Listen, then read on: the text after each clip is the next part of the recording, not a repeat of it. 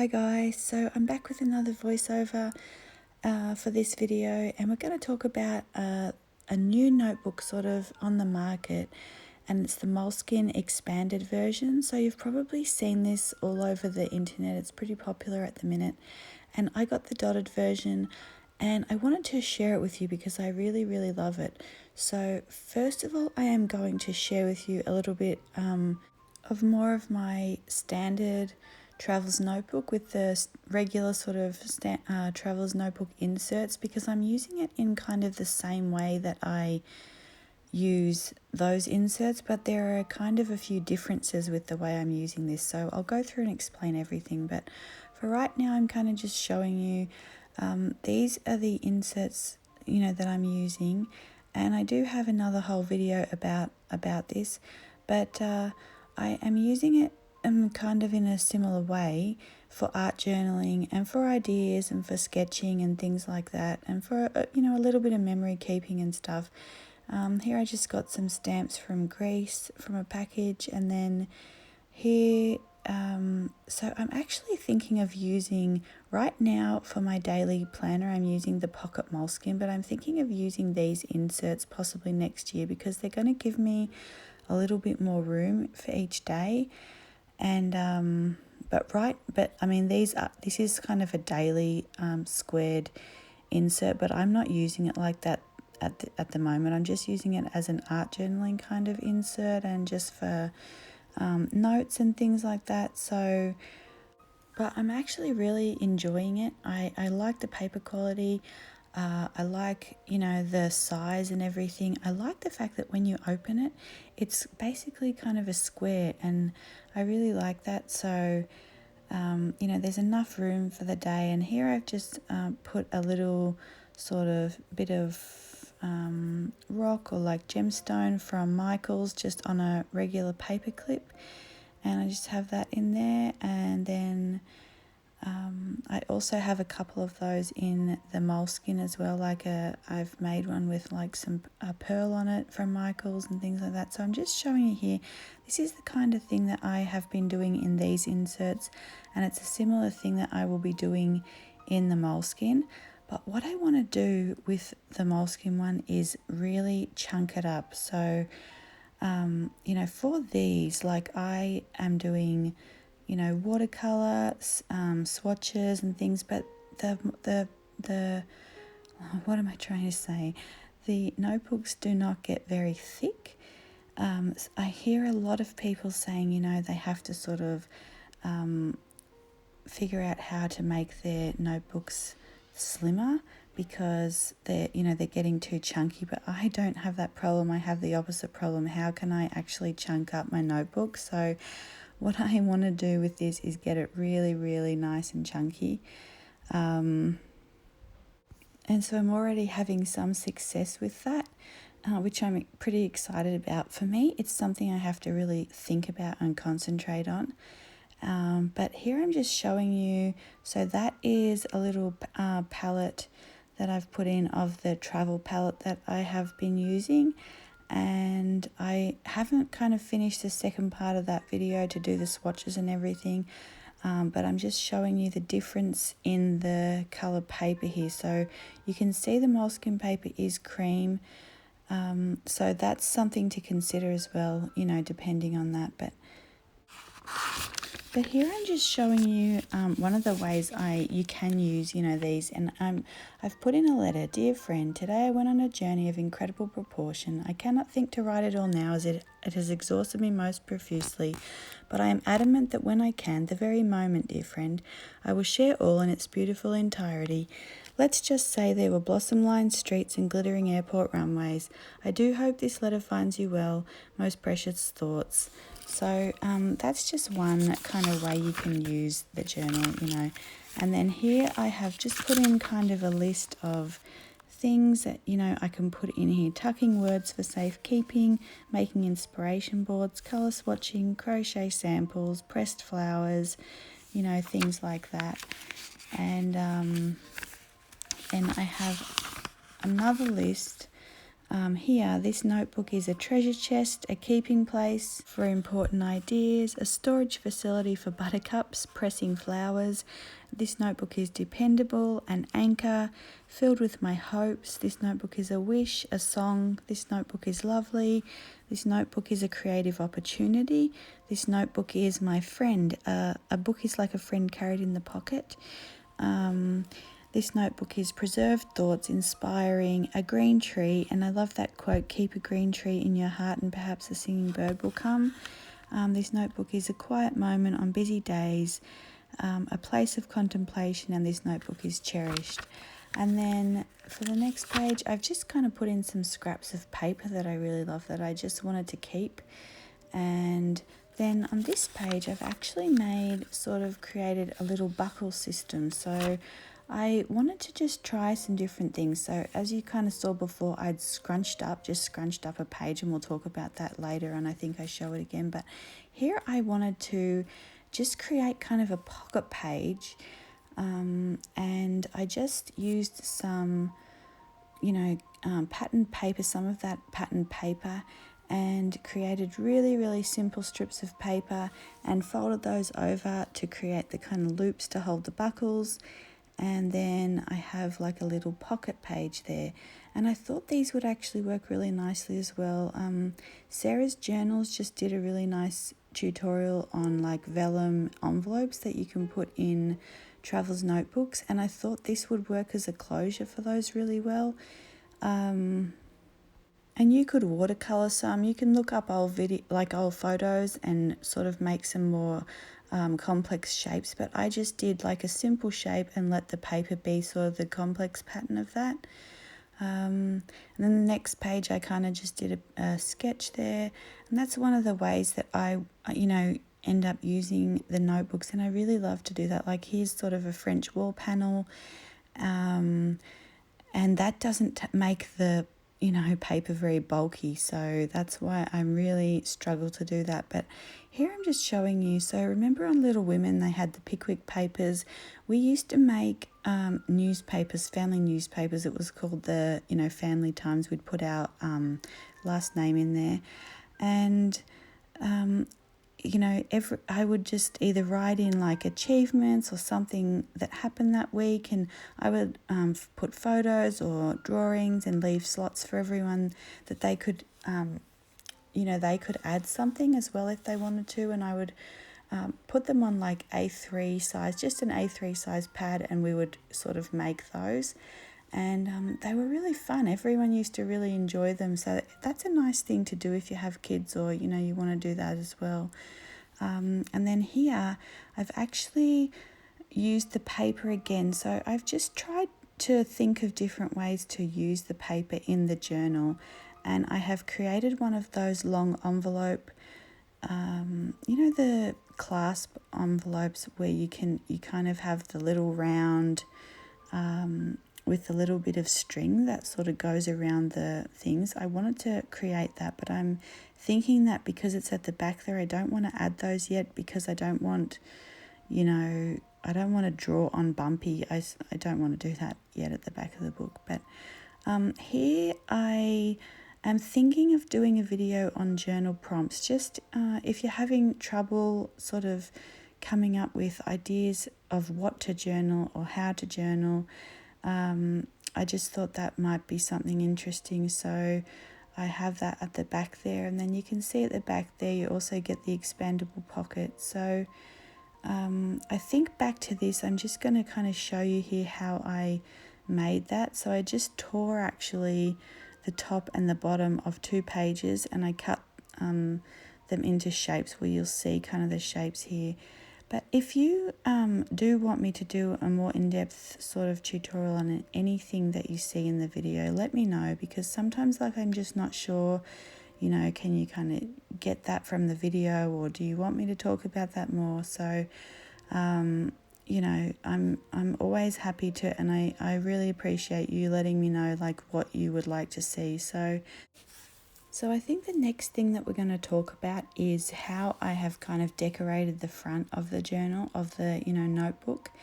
So I have used this, I found this old kind of embellishment that I made from a little bit of silk, and I actually crocheted, sort of stitched around the edges of it and then crocheted around that, and I am using that to kind of, I'm going to attach that to the front. I also don't know much about like adhesives and glues, so if any of you have good suggestions about those, I'd be really happy to hear that, because I'm not really sure exactly what to use here. But I'm just kind of showing you that I put some paper behind that because the silk was so fine, and then I did kind of a blanket stitch around the edge, a row of single crochet, and then kind of a picot stitch around that. So that's also something, if you wanted me to do a tutorial on that, I could, but I think there are other sort of crochet tutorials out there,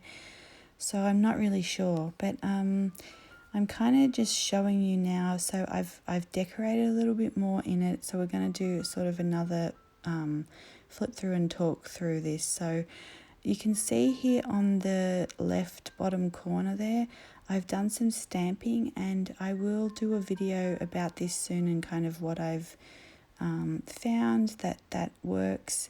And then here I've just got the palette again, but I've written in the names, so I'm going to try and give you some close-ups here so that you can see that would be my favorite palette. So I have kind of looked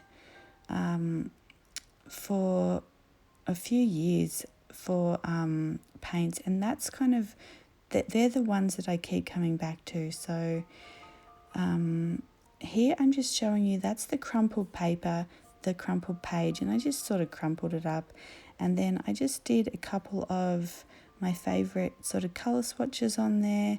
And really, I think I'm just going to leave it like that as the color swatches, because I like it. I like the texture of the page. I like the way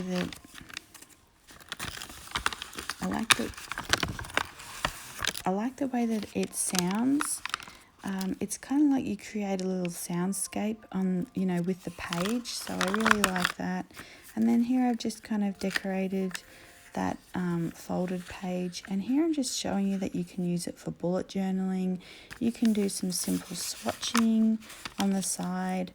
I kind of had a little play with some stamps there as well. So I was just trying, all a whole different bunch of things in here that, and that's kind of what I want to use it for, just little bits of, and you can see there the back of the page when I write quite hard with the fountain pen, it gets a beautiful sort of bumpy feeling to it. I really like it. The page gets indented and it's really nice.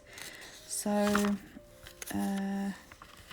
here I did some stamping as well, so I was sort of practicing with those, and I tried to do like a cutout page. I'm not sure how successful that was. I don't know if it's just too busy in this area, but again, it's just, trying something. And then we're back to the buckle page, and then this is just kind of a little flap that I made to kind of, and I really like the way that the crepe paper kind of went there, and I sort of just gathered it and then pushed it in so that it sort of went frilly. And on this page I actually did, so I mirrored kind of the picot stitching of the front embellishment with just some glue and some like really pretty mint green glitter with some stars in it, and I used a little bit of acetate and kind of tried to make a sort of pocket page there. Oh, sorry, like a sort of one of those shaker pages, with glitter inside it. So that's just sort of something else that I, was trying out. And then this is just a little bit of my favorite kind of color, peach cardboard there. And then here I really love making these kind of half wreaths, sort of half circles, and so that's just something I did on this page with the stripes. And then you can either write, across the stripes, or you could write in the middle of the wreath, or you could put a photo in the middle of the wreath. And then here I'm just showing you, so I created these sort of roses just with scraps of paper. And so what I did is just cut a bunch of petals, and then some of them go up and then some go down, and then sort of 2/3 of the way down the rows I made some sort of C shapes and just put those on there, to be like the shape of the rose. So, and I'm just again showing you the color of the cream background versus, a white background. I kind of generally do like a more white background, but I just love these books. I really love the size of it. It's a very sort of sturdy, capable notebook. So, you can take it with you, you can sort of bash it around, and it's just going to keep providing, what you need it to do. So I really, really love it for that reason. And the cream, it is kind of warm. I kind of, yeah, it is what it is, but I just really do love these notebooks. And here I'm kind of showing you, so I did a different type of a rose across the page, and then just some more colour swatches. I feel like you can never go wrong doing some colour swatching, and you learn about colours, colour harmony, and what works and what doesn't. I mean, there's some paintings, and they're technically so perfect and really, really nice ideas, but there's just something about them, and I think it's oftentimes the colour that will let that down. So I do like exploring colours, and then here I'm just showing you, this was like the first attempt that I did with the stamps. So again, like I'll do a whole separate video on the stamps and everything, but so I got some Hero Art stamps that will work with the Altenew sort of layered stamps that I have, but I'm not sure if it really picks up here, but the soft pink is a lot more dusty than the label. So the label actually looks quite light pink, and that's what I thought it was. And then the colours are a little bit darker than I had kind of hoped. So the roses actually come out quite deep and dark, instead of like, there's not really a highlight colour, which the light pink should have been more of a highlight colour.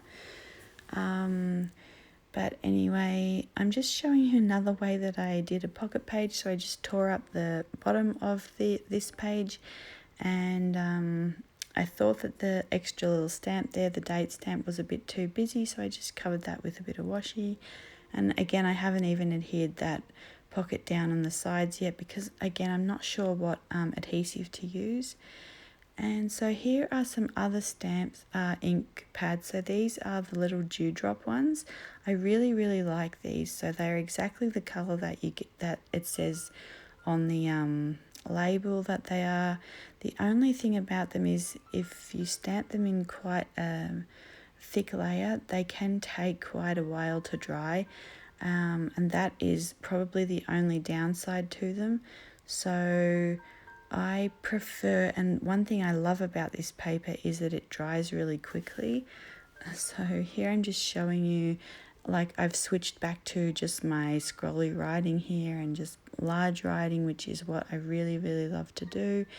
And some kind of letters there, and just like little thoughts and, saying things, and thinking about some friends. And I think this is the reason that I can't ever bulk up a book, because I'm always reverting back to like sketching or something that just doesn't take up a lot of room.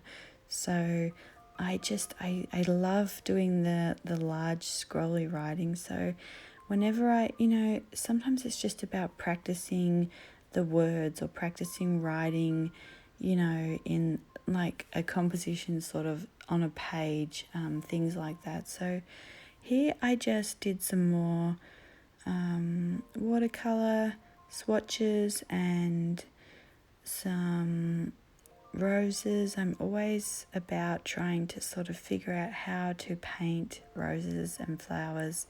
It's one of my favorite things to paint, but it's so hard. So I'm just sort of looking at that, I'm looking at handwriting, and when you change the writing to be more scratchy or, more controlled, or, you tilt it differently, or you make the letters larger and things like that. So I really love the colour palette on this page as well. The dusky purples and the sort of pinky browns. I really love that.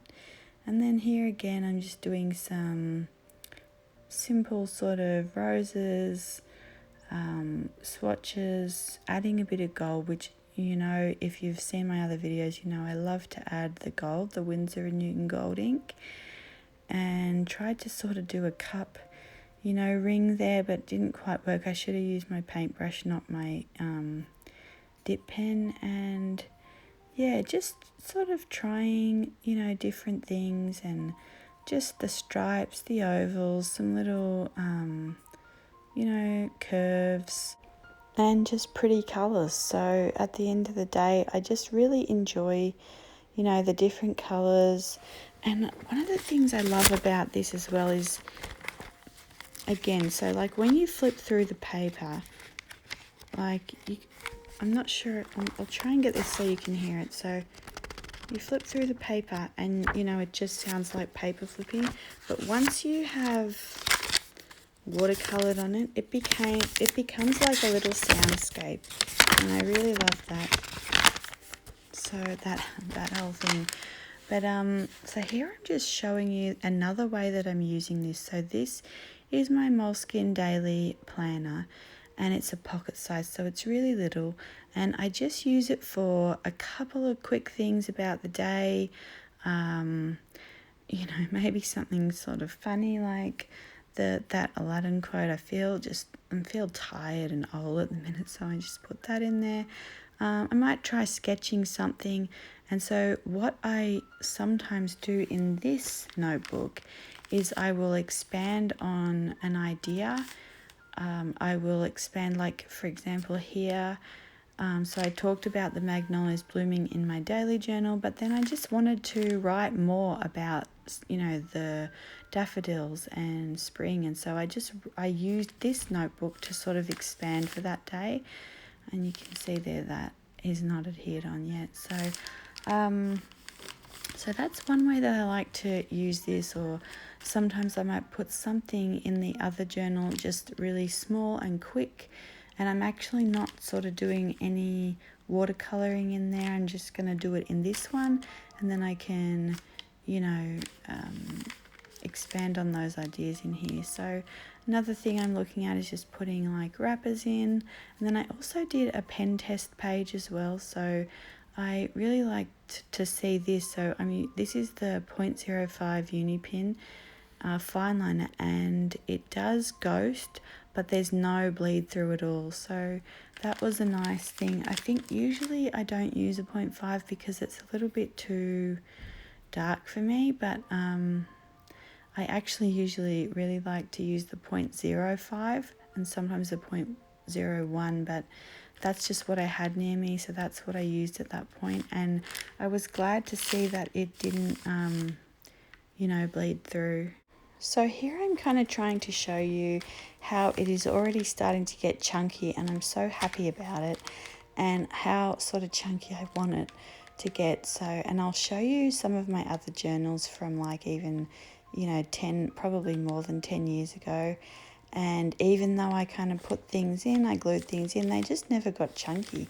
I used some, fabric and things, and I remember back in like year 9 or 10, and in art class, most of the girls would have, so I was going to an all-girls school at the time, and most of the girls had these huge chunky art journals, and I could never figure out how they did it. So for me, it's something I really have to sort of think about. Okay, I want this chunky, and so I'm just kind of showing you here, like I would tear out papers and put them in, I would paint in there, and they just never got,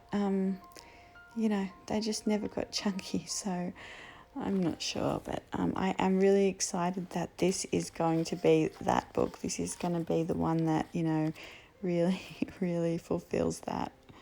And so this is another old journal that was like a couple of dollars at our local newsagent, which is just like, in Australia we have kind of like a stationery store. They sell, you know, a few condiments and newspapers and magazines and things, and just stationery, school books and things like that. And so this was just a few dollars, but I did sort of embellish the cover.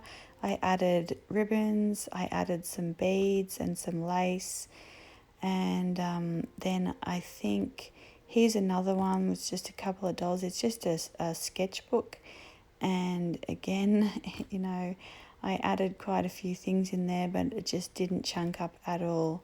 So and these are some other ideas as well, like you can just, you know, print things out and stick them in. Here are some papers that I used, magazine clippings, and yeah, we had like a local sort of print shop, and like a invitation shop. I think she'd do wedding invitations, and there were always some beautiful sort of papers in there, so I had a few of those and I would keep those.